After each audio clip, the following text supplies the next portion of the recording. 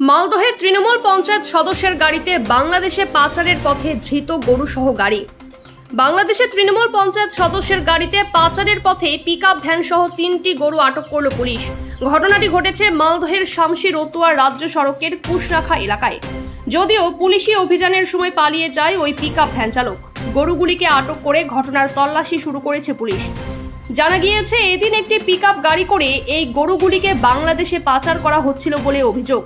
সেই সময় পুলিশ গোপন সূত্রে খবর পেয়ে অভিযান চালায় মালদহের শামসি রতুয়া রাজ্য সড়কের কুশরাখা এলাকায়। গাড়িতে তল্লাশি চালাতেই উদ্ধার হয় 3টি গরু।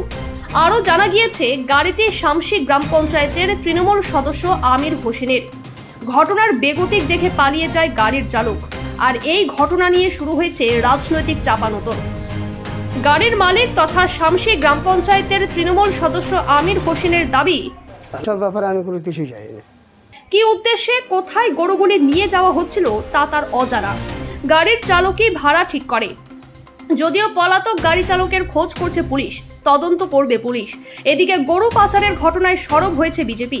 গরু পাচারের ঘটনায় তৃণমূল পঞ্চায়েত সদস্যের যোগ রয়েছে বলে সরব হয়েছে বিজেপি। আজকে তৃণমূলের তাবড় তাবড় নেতা যারা আজকে তিহাড় জেলে আছেন, অনুব্রত মণ্ডল গরু পাচারের সঙ্গে যুক্ত আছেন। তো এটা সাফ ইঙ্গিত হচ্ছে তৃণমূলের নেতা ওপর থেকে নিচে অবধি সবাই গরু পাচারের সঙ্গে যুক্ত। ঘটনায় চাঞ্চল্য ছড়ায় শামসি এলাকায়। পুলিশের প্রাথমিক ধারণা, বাংলাদেশে পাচার করার উদ্দেশ্যেই ওই গরুগুলি নিয়ে যাওয়া হচ্ছিল। এই ঘটনায় কে বা কারা জড়িত তা খতিয়ে দেখছে পুলিশ।